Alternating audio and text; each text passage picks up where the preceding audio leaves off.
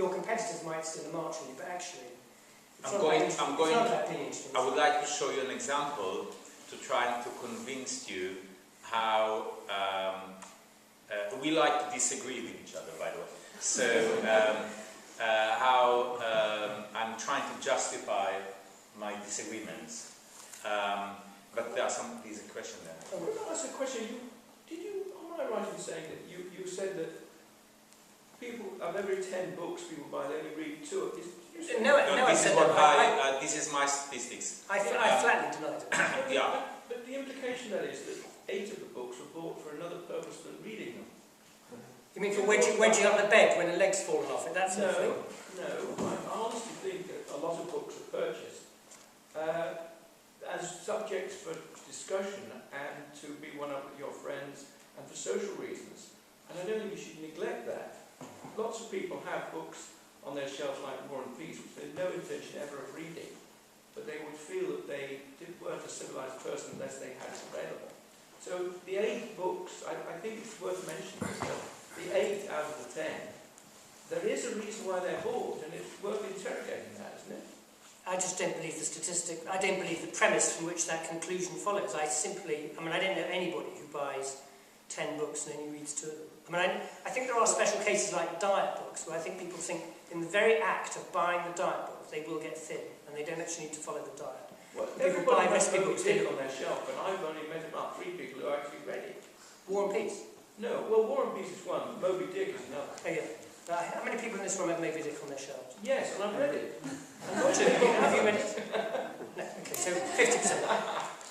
So I don't, and of course for other reasons why, but I simply question the veracity of that statistic. Yeah, and I think that we shouldn't, it's not just something that can justify it right now, so I think that we should move on and not use this type of, I read it somewhere. Sorry, I want to prolong the discussion a little longer. I'm David Bass and I represent the STM business. I'm more on the known side than on Andrews. But I think, today is about the uses of information, digital information. And I think it depends on the types of people that or the market, the place, or the type of consumer you're talking about. But certainly in my world, which is about research, books were very common. But I think looking at consumption behaviour, it's moving towards a much more granular form of information. That may be a chapter of a book, it may be an article, it may be trying to find a particular sentence within an article that actually has the statement that confirms what we suspect or whatever. So I think you have to look quite closely at which market area you're looking at, or you can say whether it's 80%, 20% or whatever. I'm not sure about that. I'm not sure I agree with that either, because I don't think the STM market, people don't buy those books very much. They use them in libraries, or now they use them online. They're so expensive that most people don't have a big collection, so they wouldn't actually buy them if they. I accept that 80% of books in libraries may never be read. In a big academic library, it's quite possible. And there's that horrific statistic about the number of people who read articles in peer-reviewed journals, aren't there? It's the average number is 4, and that includes. You have to be aware of that, and you have to adapt to that. Because at some point, librarians may say, people are not reading these books, we're not going to buy them. Yet the content is valuable. And when you put books online, you do see users go up. But again, it's not necessarily people downloading the whole book. Looking for an answer to a question. I don't agree. I think if nobody reads something, it isn't of value. I think the book that is written that nobody reads is of zero value. It's an entirely meaningless undertaking. I don't think that means that the bestseller lists are the measure of value. Clearly they're not, because the bestseller lists are truly intellectually depressing. And in STM it's different, but if something is not read, there is no point in publishing it. It has to have an audience. The audience can be very small and very precise in the cases of technical specialist journals and peer-reviewed university press publishing. That might be a minuscule number worldwide, but it could be very important. But if nobody reads it, it was a complete waste of endeavour, I think. So just the 2.8 thing, I just wonder whether or not you actually included the gift market, because that's actually a very problematic category in terms of if every 10 books that are bought, actually 8 of those are actually bought for other people and only 2 of them are bought for personal use. That would make a little bit more sense in some context. Can I suggest something?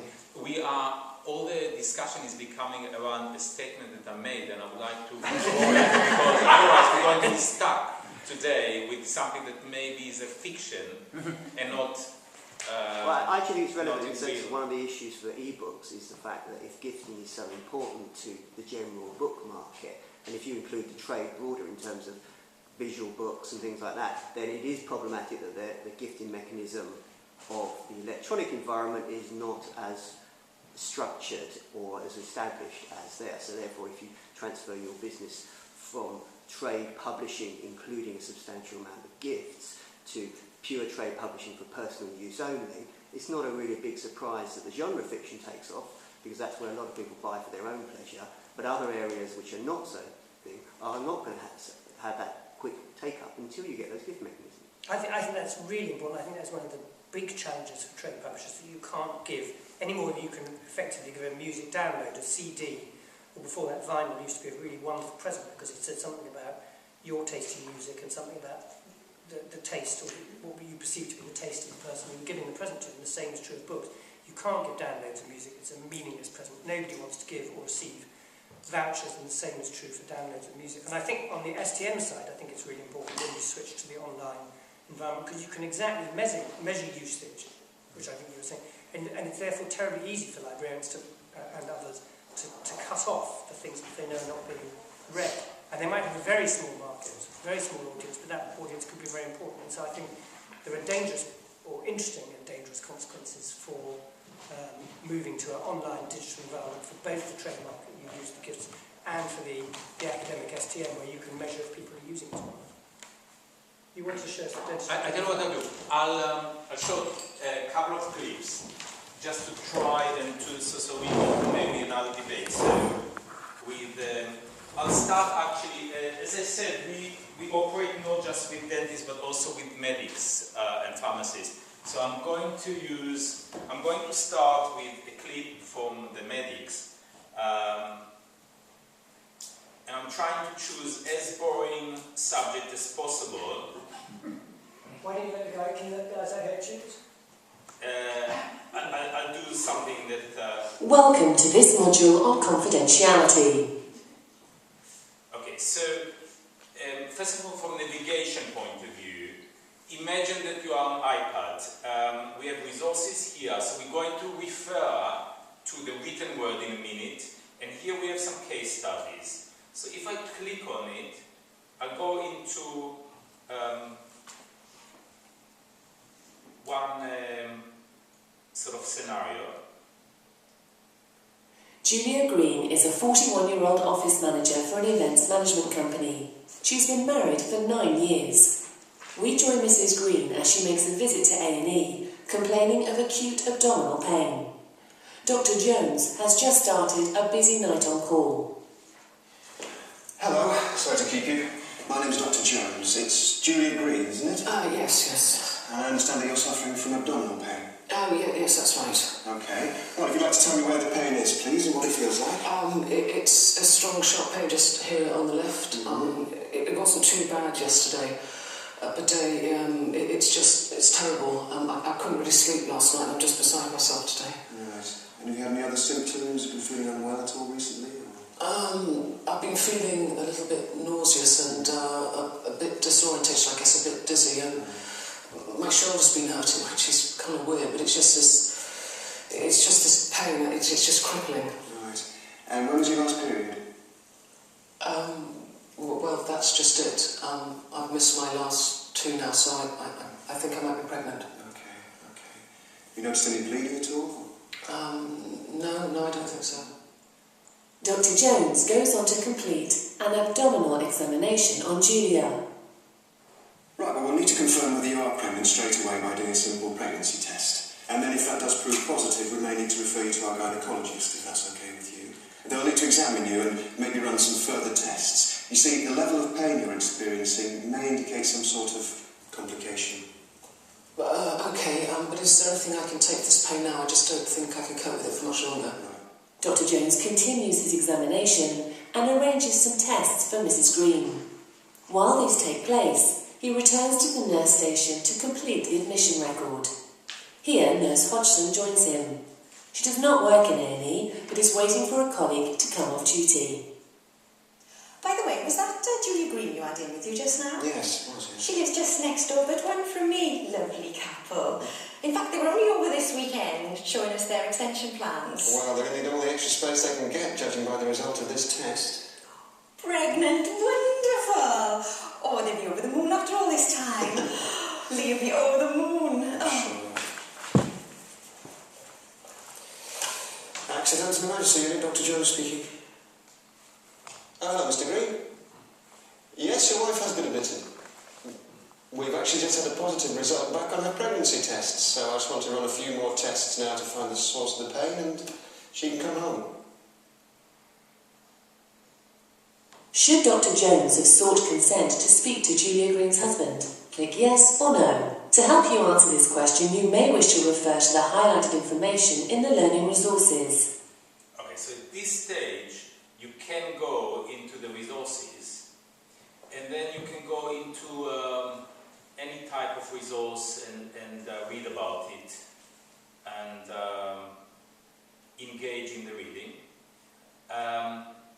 We asked some questions. Anyone wants to answer here? Yes, you should answer. Okay, and we check it. Yes, that's right. Even though the couple are married, the clinical information given to Dr. Jones by Mrs. Green is confidential to her, and he should have sought her informed consent before disclosing any details of her admission to her husband.